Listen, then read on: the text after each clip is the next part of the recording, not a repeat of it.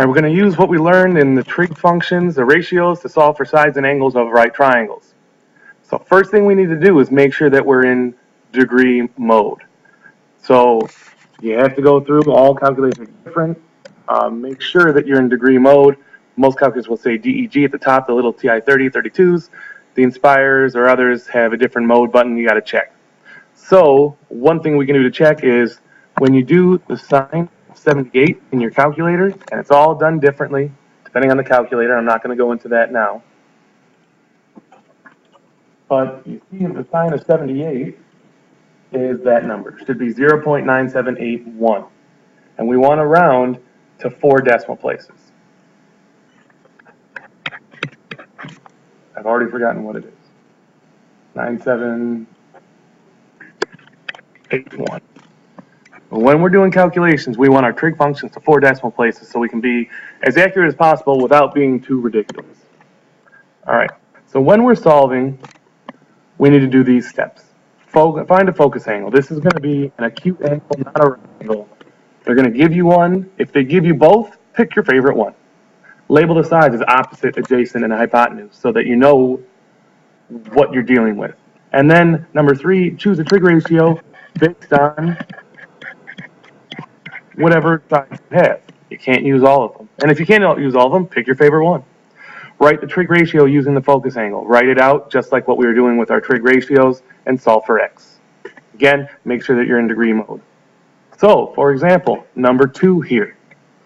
We know that 50 is our acute angle, or is our reference angle.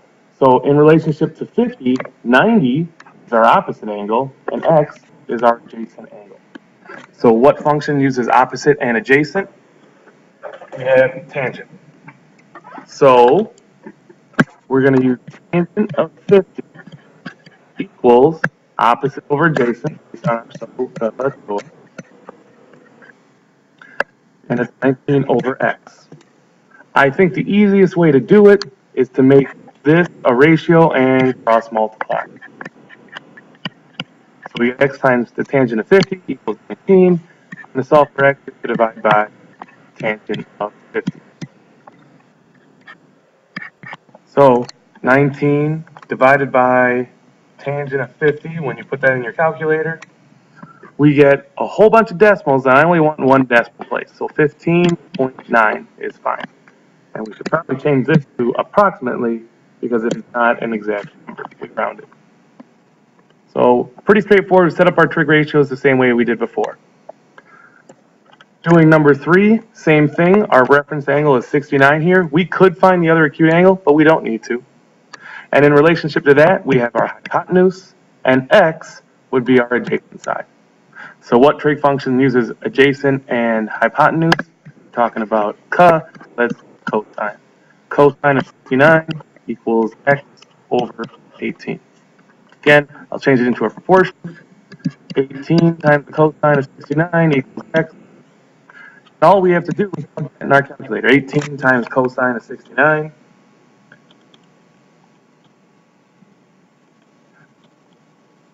And again, we want to round it. It's about 6.5. 1 decimal place is all we need. Now, looking at the next 2, we have something different. We are missing an angle. I like to use theta, so that's what I'm going to do. Again, we set it up the same way. What side is the 17? Well, that's our opposite side, and 14 is our adjacent. So what trig function uses opposite and adjacent? That's our tangent. Tangent of theta equals, and now we know both sides, 17 over 47. So what we need to do is we need to get theta by itself. We need to get rid of the tangent. So the inverse of tangent, tan negative 1, which is on your calculator either as second tan, shift tan, or if they Inspire, you hit the trig function button, you can see all of them. And we take inverse tangent of both sides. Whatever you do to one side, you got to do the other side. So when we do it to the left side, the inverse tangent and tangent cancel out. All we're left with is theta. The inverse tangent of 17 over 47, just type that in. Make sure that you type everything in correctly. And we get a decimal again. I want one decimal place, 19.9, and we have units. The units in this case is degrees because we're dealing with angles. We will try one more, number 2 over here. Again, I'm going to use theta because it's fancy. And the sides that we're missing, or sides that we have, 21 in reference to theta is our adjacent side, 32 is our hypotenuse. So what are we dealing with?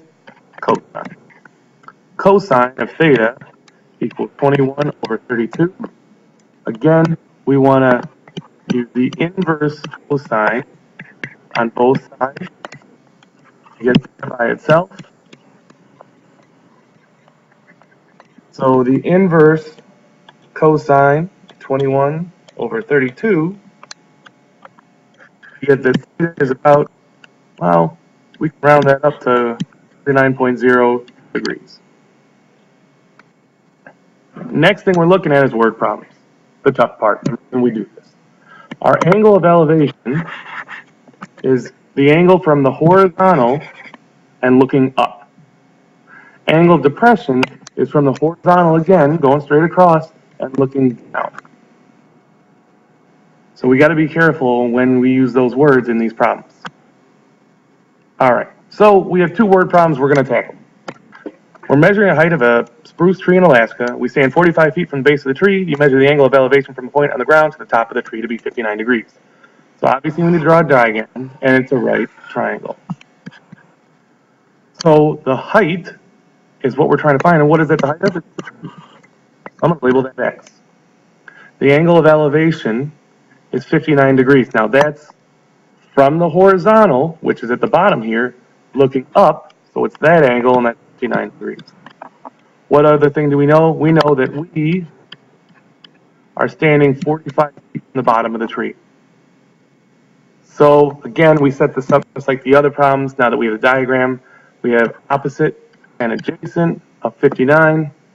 So we're dealing with tangent of 45 equals x over, I the angle there. Make sure you don't mess up your numbers like I did. Tangent of 59 equals x over 45. Put a 1 over, cross multiply. 45 times the tangent of 59 equals x. Again, we want to round our answers. We don't want whole numbers. 74.9.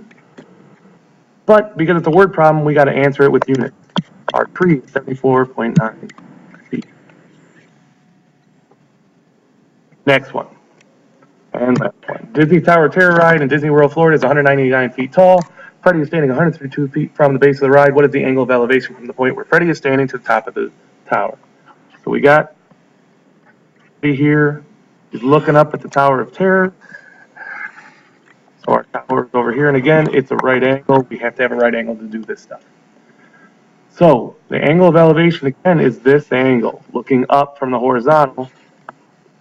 So we'll make that theta. We don't know it. That's what we're trying to find in this case. How tall is the tower? 199. And how far away on the ground is it? 132. We rarely ever get our diagonal side. So again, what are we using? Tangent. Oops. Got to label that to the opposite and adjacent here. So tangent of theta is 199 over 132. Again, we want to take the inverse of both of those so that we get theta by itself. These cancel out. Inverse tangent 199 over 132 is going to be our answer. So again, we want to type everything in as is. Don't round, don't try and take any shortcuts until the end. And we get that theta is 56.4, and we need units, it's degree because it's an angle. That's how we solve for angles and sides using trig.